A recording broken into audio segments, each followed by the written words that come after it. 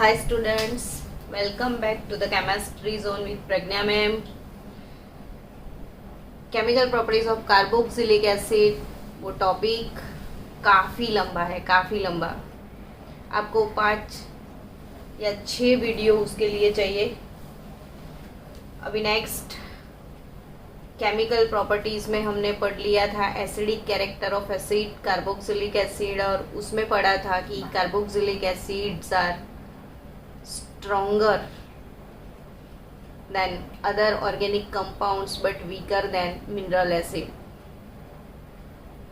यहाँ पे इसको कंटिन्यू करेंगे। मैंने टॉपिक लिखा हुआ है कि comparison of acidic character of alcohol, phenol and carboxylic acid. Again one of the most IMP topic here. Organic chemistry में अगर ये सब चीजें नहीं आती है तो क्या ऑर्गेनिक पढ़ा। चलो अल्कोहल की बात करें तो अल्कोहल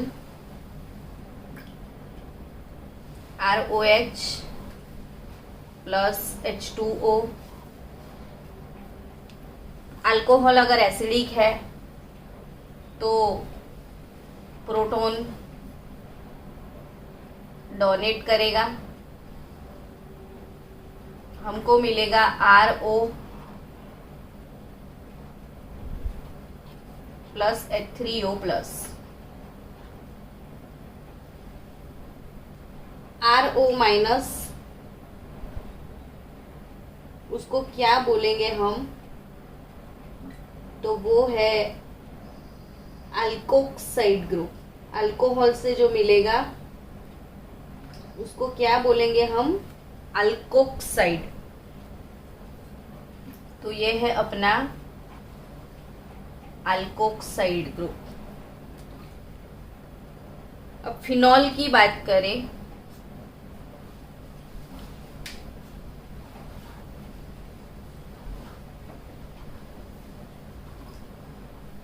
तो फिनॉल प्लस H2O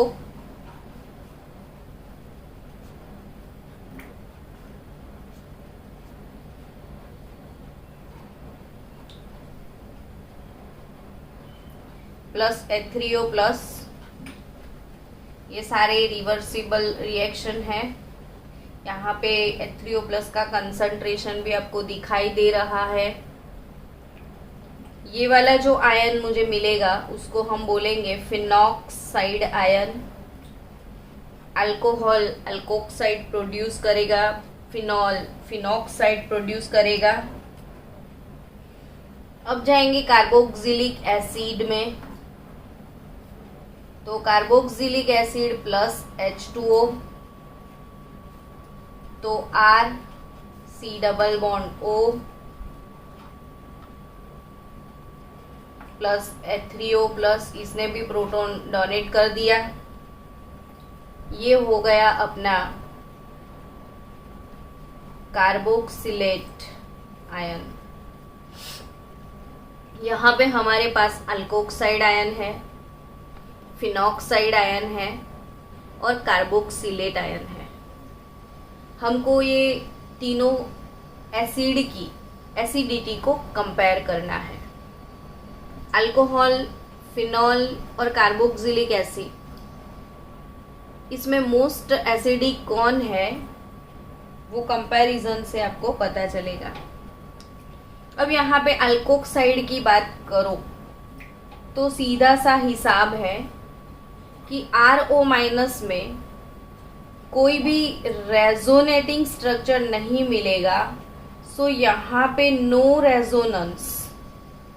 रेजोनेंस से होता क्या है, तो आपको पता है कि जब कोई कंपाउंड के more than one structure available होते हैं तो वो सारे स्ट्रक्चर एक दूसरे में इंटर कन्वर्टिबल होते हैं, जिसको हम रेजोनेंस बोलते हैं। और रेजोनेंस से एनर्जी वेस्ट हो जाता है तो स्टेबिलाइज हो जाता है कंपाउंड, मतलब रेजोनेंस स्टेबिलाइजेशन देता है। और जो स्टेबल, सबकी टेंडेंसी क्या होती है, स्टेबल सबको रहना है, किसी को अनस्टेबल होना पसंद ही नहीं है। तो यहाँ पे जो अल्कोक्साइड है ये सीधा हिसाब है कि अल्कोक साइड में ऑक्सीजन के ऊपर नेगेटिव चार्ज है और यहाँ पे जो R है अल्काइल ग्रुप, तो अल्काइल ग्रुप इलेक्ट्रॉन डोनेटिंग होता है। सबको पता है कि R प्लस आई इफेक्ट देता है। प्लस आई इफेक्ट का मतलब इलेक्ट्रॉन डोनेटिंग इफेक्ट। तो यहाँ पे R इसको इलेक्ट्रॉन डोनेट करेगा, इसके पास ऑलरेडी इलेक्ट्रॉन है यार, और फिर भी ये इलेक्ट्रॉन डोनेट करे तो वो अनस्टेबल। तो यहाँ पे रेजोनेंस की स्टेबिलिटी तो उसको नहीं मिल रही है, लेकिन वो खुद ही अनस्टेबल है, ज्यादा स्टेबल नहीं है। तो ये अल्कोहल स्टेबल है और अल्कोहल से भी इसकी स्टेबिलिटी लो है। तो कोई स्टेबल वाले कंपाउंड से अनस्टेबल वाले कंपाउंड में जाना पसंद नहीं करेगा, इसीलिए इसका इक्विलिब्रियम ऐसे मूव होगा। मतलब यहाँ पे अल्कोक्साइड प्रोड्यूस कम होगा, और कम होगा तो H3O+ का कंसंट्रेशन भी लो होगा। ये आयोनाइज ज्यादा नहीं होगा, तो ये H3O+ का कंसंट्रेशन काफी वीक होगा। तो यहाँ पे आप याद रखो कि अल्कोक्साइड जो है उसमें रेजोनेंस नहीं होता है, इसलिए वो स्टेबल नहीं होता है। And on the other hand वो खुद ही अनस्टेबल है due to this R group, alkyl group यहाँ पे इलेक्ट्रॉन डोनेट करके ये नेगेटिव आयन को और भी अनस्टेबल बना। जिसके पास नेगेटिव चार्ज हो उसको पॉजिटिव चाहिए, और ये भी डोनेटिंग है तो नेगेटिव है, और दूसरा उसको और भी डोनेट करेगा तो वो अनस्टेबल हो जाएगा। अब फिनॉक्साइड और कार्बोक्सिलेट की कंपैरिजन करो। फिनॉक्साइड में तो आप बोल दोगे कि हाँ यहाँ पे तो रेजोनेंस है, तो लेट्स सी कि फिनॉक्साइड में रेजोनेंस कैसा है। तो यहाँ पे फिनॉल, ये ऑक्सीजन के 1 2 3 ये इलेक्ट्रॉन पेयर है। अब ये वाला इलेक्ट्रॉन पेयर यहाँ पे गिफ्ट हो जाएगा। ये स्ट्रक्चर 1 है, यहाँ पे गिफ्ट होने वाला है।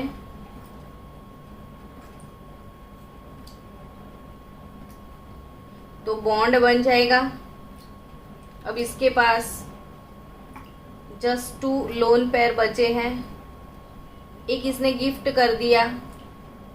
अगर इसने गिफ्ट कर दिया तो इसके ऊपर पॉजिटिव चार्ज था, तो ये पॉजिटिव नेगेटिव न्यूट्रल हो जाएगा, यहाँ पे कोई चार्ज नहीं होगा। लेकिन जब यहाँ पे बॉन्ड बन गया तो ये वाला बॉन्ड ब्रेक हो जाएगा, तो इसके इलेक्ट्रॉन ऐसे बाहर चले जाएंगे। तो ये वाले जो इलेक्ट्रॉन है वो यहाँ पे कार्बन पे डीलोकलाइज होने वाले हैं। अब नेक्स्ट स्ट्रक्चर में होगा क्या, तो ये वाले इलेक्ट्रॉन यहाँ पे डोनेट करने का सोच लेंगे। तो इसने यहाँ पे डोनेट किया तो ये ब्रेक हो जाएगा, तो वो इलेक्ट्रॉन यहीं पे डीलोकलाइज हो जाएंगे। ऑक्सीजन तो अभी वही सिचुएशन में है, यहाँ पे नेगेटिव चार्ज आ गया। फिर क्या होगा, तो ये वाले इलेक्ट्रॉन पेयर यहाँ पे डोनेट हो जाएंगे, तो ये वाला बॉन्ड ब्रेक हो गया तो ये बाहर आ जाएगा। ऑक्सीजन अभी भी वो 2 इलेक्ट्रॉन लेके बैठा है, तो बॉन्ड इधर बन जाएगा, ये हो गया। अब नेक्स्ट क्या होगा, तो फिर से ये यहाँ पे बॉन्ड बना देगा।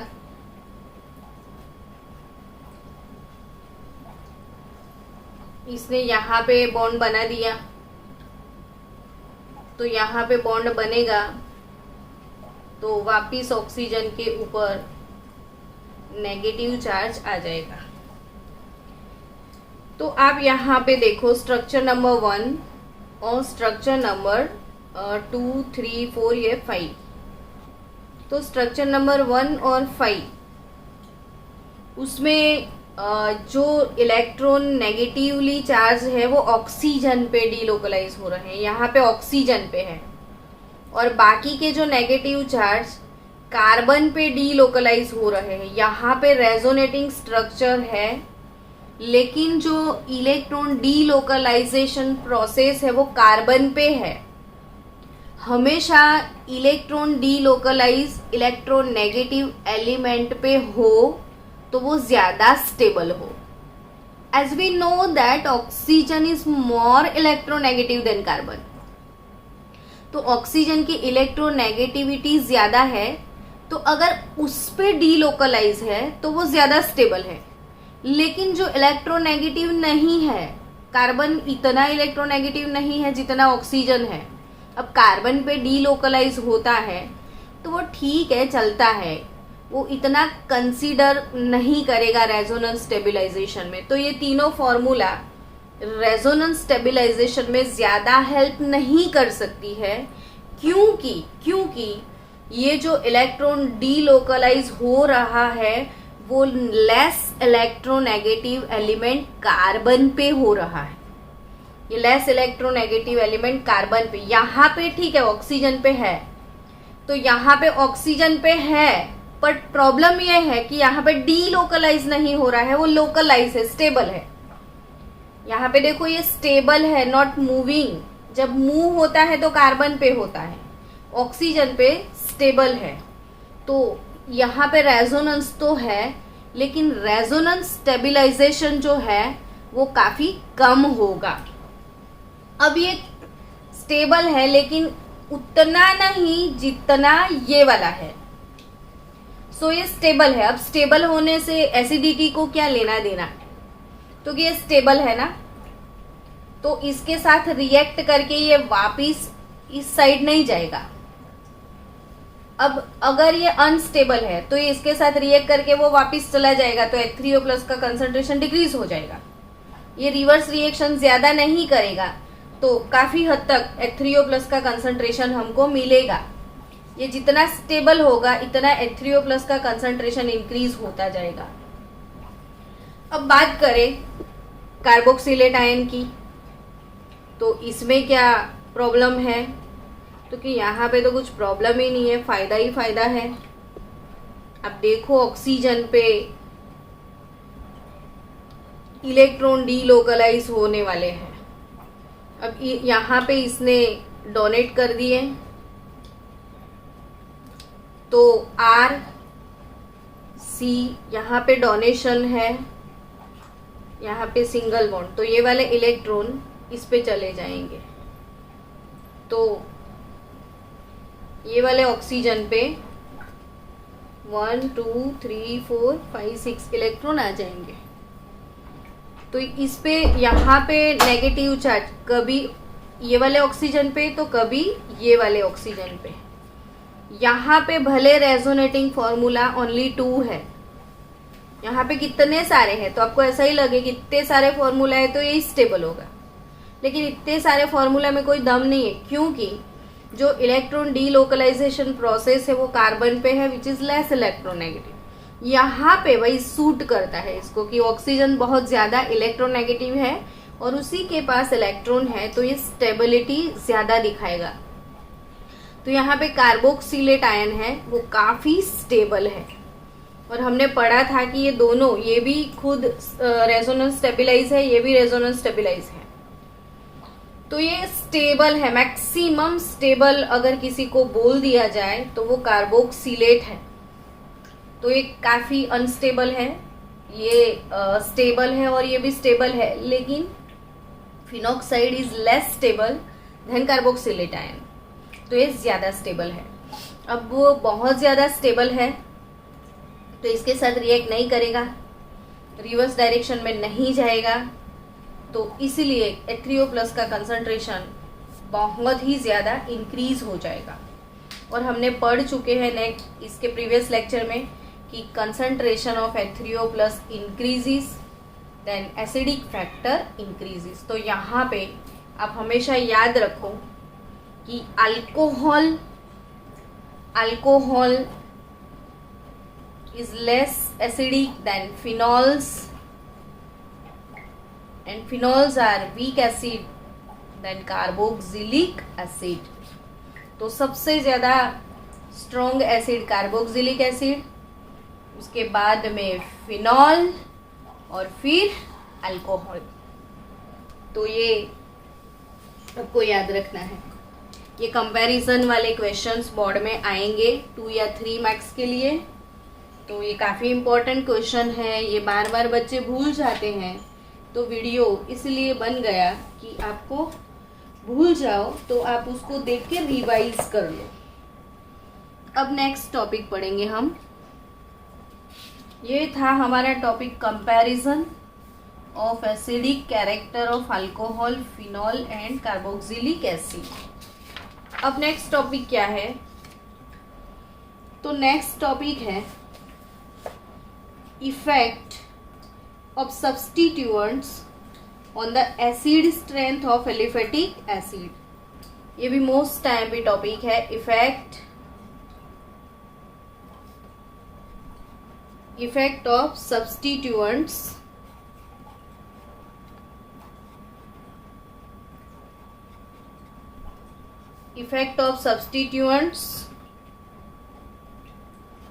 on the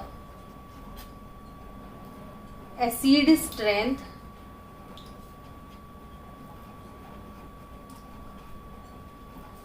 of aliphatic acid. तो एलिफेटिक एसिड की बात करते हैं। चलो, तो एलिफेटिक एसिड पे किसका इफेक्ट हम पढ़ने वाले हैं अब? Effect of substituents on the acid strength of aliphatic acid. अब सबसे पहले और एक बात पढ़नी है कि ये एसिड ज्यादा एसिडिक क्यों होता है और जल्दी से प्रोटॉन क्यों रिलीज करता है। तो R C double bond O carbonyl group और ये हो गया अपना हाइड्रोक्सिल ग्रुप। अब आपको पता है कि इसका जो नेचर है वो पोलर नेचर है। कैसे? तो oxygen is more electronegative than carbon. तो यहाँ पे जो इलेक्ट्रॉन्स है वो ऑक्सीजन अपने तरफ अटैक कर चुका है, तो कार्बन को इलेक्ट्रॉन डेफिशिएंसी फील हो रही है। कार्बन काफी इलेक्ट्रॉन डेफिशिएंट है, भूखा प्यासा है कार्बन इलेक्ट्रॉन के लिए। तो बट ऑब्वियस वो डिमांड करेगा ऑक्सीजन से। कार्बन ने बोला ऑक्सीजन को मुझे देना थोड़े इलेक्ट्रॉन, तो वैसे इलेक्ट्रॉन इस तरफ थोड़े पास होने लगेंगे, ऑक्सीजन की तरफ से कार्बन को गिफ्ट मिलेगा। अब जब कार्बन इसको देने वाला है, ऑक्सीजन इसको देगा, तो बट ऑब्वियस ऑक्सीजन किससे लेगा? हाइड्रोजन से। तो ये वाला इलेक्ट्रॉन पेयर ऑक्सीजन के टुवर्ड्स जाने लगेगा, तो बेचारा प्रोटॉन जल्दी से रिलीज हो जाएगा। तो due to this carbonyl effect यहाँ पे प्रोटॉन बहुत ही फास्ट रिलीज होता है, इसलिए ये एसिड एसिडिक है। अब ऐसे एसिड पे अगर डिफरेंट सब्स्टिट्यूएंट लगे हैं तो इसका इफेक्ट कैसा आएगा? तो यहाँ पे सबसे पहले हम डिस्कस करेंगे इलेक्ट्रॉन विड्रॉइंग ग्रुप। अगर इलेक्ट्रॉन विड्रॉइंग ग्रुप, ये जो R है वो R की तरफ जो सब्स्टिट्यूएंट लगने वाले हैं, जहां पे R है वहां पे, तो जैसे जैसे सब्स्टिट्यूएंट होंगे वैसी उसकी एसिडिक स्ट्रेंथ चेंज होती जाएगी। सपोज अब कार्बोक्सिलिक एसिड के पास इलेक्ट्रॉन विड्रॉइंग ग्रुप लगे हैं, तो यहाँ पे C डबल बॉन्ड O, ये कार्बोक्सिलिक एसिड, और यहाँ पे कैसे ग्रुप है? Electron withdrawing. Electron withdrawing group मतलब क्या? तो जो इलेक्ट्रॉन को विड्रॉ करेगा, कार्बन से लूट लेगा। तो अगर इसने इलेक्ट्रॉन लूट लिए तो कार्बन तो वैसे भी रोने लग जाएगा, हमें तो लूट लिया। अब कार्बन लूट गया तो सैड सॉन्ग गाएगा कि लूट गए, हाँ लूट गए। अब ये यहां से लूट गए तो ये पॉजिटिव हो गया, तो फिर ये यहां से लूटने वाला ही है ना, कि चल मेरा किसी ने लूट लिया तो मैं तुझे लूटूंगा। तो उसने ऑक्सीजन से इलेक्ट्रॉन की लूट चलाई। अब ऑक्सीजन को डेफिशिएंसी होने लगी तो वो हाइड्रोजन को लूटेगा, तो हाइड्रोजन बर्बाद होके चला जाएगा। और समझो कि यहाँ इलेक्ट्रॉन विड्रॉइंग ग्रुप जितना पावरफुल है उतना एसिड स्ट्रॉन्ग हो जाएगा, तो एसिडिक स्ट्रेंथ इंक्रीज हो जाएगी। अगर कहीं इलेक्ट्रॉन विड्रॉइंग ग्रुप लगा है तो कार्बोक्सिलिक एसिड का एसिडिक स्ट्रेंथ इंक्रीज होगा। तो इलेक्ट्रॉन विड्रॉइंग की बात करें तो the effect of the following substitute in increasing the acidity of carboxylic acid follows the order. मतलब यहाँ पे एक ऑर्डर दिया गया है कि सबसे ज़्यादा इलेक्ट्रॉन विड्रॉइंग ग्रुप कौन सा है, तो आपको ये ऑर्डर प्रिपेयर कर लेना है। याद रखना, इलेक्ट्रॉन विड्रॉइंग कैपेसिटी वाला जो ऑर्डर है वो भूलना मत। कार्बन CF3 जो ग्रुप है, कार्बन ट्राइफ्लोराइड, वो सबसे ज़्यादा लुटनिया है। उससे थोड़ा कम लुटनिया NO2 है। उससे थोड़ा कम कौन लूटेगा? Cl, NO2, CN, फ्लोरो, क्लोरो, फिर ब्रोमो, फिर आयोडो और फिर फिनाइल का रिंग। ये ऑर्डर आप याद रखना कि यहाँ पे सबसे बिग लूट, द लूट, तो बिग लूट किसका है? CF3 का। अब ये बिग लूट क्या मैडम, कुछ समझ में नहीं आया तो समझा देते हैं। देखो यहाँ पे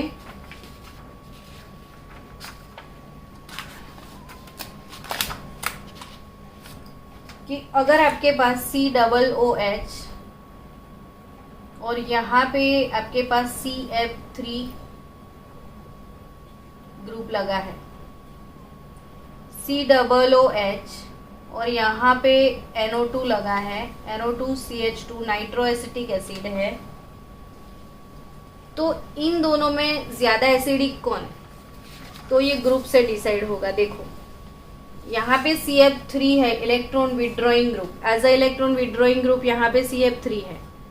यहाँ पे as a electron withdrawing group NO2 है। तो NO2 और CF3 आपको पता तो है कि ये 3 फ्लोरीन है, और फ्लोरीन काफ़ी इलेक्ट्रोनेगेटिव, पूरे पीरियोडिक टेबल में हाईएस्ट इलेक्ट्रोनेगेटिव फ्लोरीन है। तो 3 फ्लोरीन यहाँ से द लूट चलाएंगे तो बट ऑब्वियस है कि इसका एसिडिक स्ट्रेंथ बहुत ही ज़्यादा इंक्रीज हो जाएगा। तो नाइट्रो एसिटिक एसिड से भी ज़्यादा एसिडिक CF3 है। अगर आपको ऐसा बोल दिया है कि CH2COOH,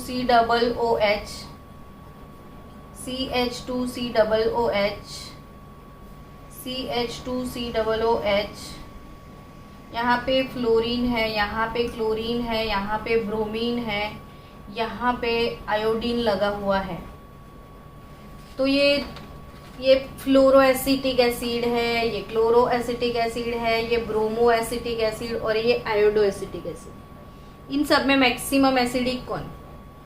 तो मैक्सिमम एसिडिक वो होगा जो इलेक्ट्रॉन विड्रॉइंग बहुत ही ज़्यादा होगा। और कौन इलेक्ट्रॉन का लुटनिया है सबसे? तो फ्लोरीन। तो फ्लोरीन, उसके बाद क्लोरीन, उसके बाद ब्रोमीन, फिर आएगा आयोडीन।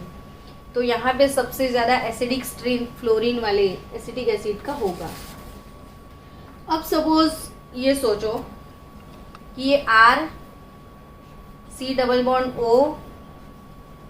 COOH है और यहाँ पे जो ग्रुप है वो इलेक्ट्रॉन डोनेटिंग ग्रुप है, इलेक्ट्रॉन विड्रॉइंग नहीं है, इलेक्ट्रॉन डोनेटिंग ग्रुप लगा हुआ है। तो इसके पास बहुत ज़्यादा इलेक्ट्रॉन है, तो यहाँ पे इसको गिफ्ट करेगा, कार्बन को गिफ्ट मिलेगी। जब कार्बन संतुष्ट है, उसको बहुत सारे गिफ्ट पैकेजेस मिल रहे हैं, तो वो ऑक्सीजन को लूटेगा नहीं, उसको भी गिफ्ट भेजेगा, चल तू भी ले ले, कभी तू मुझे देता है तो आज तू ले ले। अब ऑक्सीजन को मिल रहा है तो ऑक्सीजन भी किसको गिफ्ट भेजेगा? हाइड्रोजन को। अब हाइड्रोजन को गिफ्ट मिल रहा है, इन दोनों के बीच में अच्छा रिलेशन है, तो भला वो क्यों जाएगा? तो वो इजीली नहीं जाएगा। तो यहाँ पे जब इलेक्ट्रॉन डोनेटिंग ग्रुप होंगे तो एसिडिटी जो है या एसिडिक स्ट्रेंथ डिक्रीज हो जाएगी, एसिडिक स्ट्रेंथ डिक्रीज हो जाएगी। तो आप सोचो C डबल बॉन्ड O, यहाँ पे H OH, C double bond O, यहाँ पे CH3OH, ये फॉर्मिक एसिड है, ये एसिटिक एसिड है। आपको क्या लगता है दोनों में किसकी एसिडिक स्ट्रेंथ ज्यादा होगी? तो यहाँ पे C double bond O OH के बाजू में इलेक्ट्रॉन डोनेटिंग ग्रुप है, तो ये इलेक्ट्रॉन डोनेटिंग है तो इसका एसिडिक स्ट्रेंथ कम हो जाएगा। यहाँ पे कोई डोनेशन वाला नहीं है। लेकिन अगर आप बेंजोइक एसिड की बात करो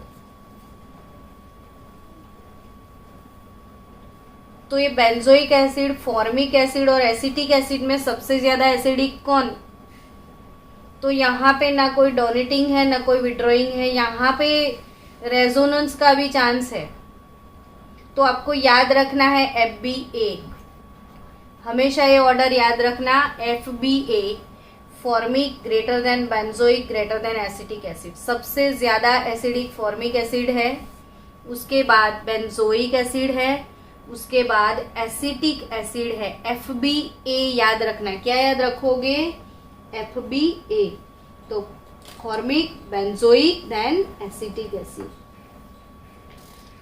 अब आपको एसिटिक एसिड विड्रॉइंग इफेक्ट जो है वो थोड़ा और डिटेल में बता दें कि जो इलेक्ट्रॉन विड्रॉइंग ऑर्डर है, सपोज ये मिथाइल ग्रुप है, ये मिथाइल ने मतलब इथाइल ग्रुप है, ये CH3 ट्वाइस CH आइसोप्रोपाइल है और ये CH3 thrice C tertiary butyl है। तो टर्शरी ब्यूटाइल में C के आजू बाजू 3 और मिथाइल लगे हुए हैं, 3 और मिथाइल लगे हुए हैं। तो ये भी मिथाइल, ये मिथाइल, ये मिथाइल, कितने मिथाइल यहाँ पे है। इसने इलेक्ट्रॉन दिए, इसने दिए, ये सारे इलेक्ट्रॉन डोनेटिंग है। तो यहाँ से गिफ्ट आ रहा है, यहाँ से आ रहा है, यहाँ से आ रहा है, तो तीनों मिलके उसको गिफ्ट करते जाएंगे। तो ये तो एकदम वीक एसिड हो जाएगा। तो यहाँ पे जो इलेक्ट्रॉन विड्रॉइंग इफेक्ट है, तो सबसे ज्यादा इलेक्ट्रॉन डोनेटिंग इफेक्ट जो है ये सबसे ज्यादा इसकी है। तो अगर आपको कभी कोई ऐसे एसिड दे दिए CH3 CH2 मतलब CH3COOH एसिटिक एसिड, फिर इसके लिए CH3CH2COOH, फिर ये CH3 ट्वाइस CHCOOH और CH3 थ्राइस CCOOH। तो ये tri methyl acetic acid, di methyl acetic acid, ethyl acetic acid, ये प्रोपेनोइक एसिड और ये एसिटिक एसिड। इन सब में लेस एसिडिक कौन? तो कैसे ग्रुप लगे हैं वो देखो, यहाँ पे मिथाइल है, यहाँ पे इथाइल है, यहाँ पे आइसोप्रोपाइल है, यहाँ पे टर्शरी ब्यूटाइल है। तो ये सबसे ज्यादा इलेक्ट्रॉन डोनेशन वाला है, तो ये लेस एसिडिक होगा। तो यहाँ पे acetic acid more acidic then propanoic acid, more acidic then isopropyl जो है, और ये इससे भी ज्यादा एसिडिक, मतलब इससे ज्यादा एसिडिक ये हो जाएगा। तो सबसे कम एसिडिक ये टर्शरी वाला ग्रुप होगा। तो इलेक्ट्रॉन डोनेटिंग ग्रुप अगर है तो एसिडिक स्ट्रेंथ डिक्रीज होता है, और इलेक्ट्रॉन विड्रॉइंग ग्रुप अगर लगे होते हैं तो एसिडिक स्ट्रेंथ इंक्रीज होता है। तो मिलते हैं नेक्स्ट लेक्चर में। और भी एसिडिटी वाले फैक्टर्स बहुत ज़्यादा नीट लेवल पे करना है हमको, तो हम इसमें तीसरा पार्ट भी लेके आएंगे।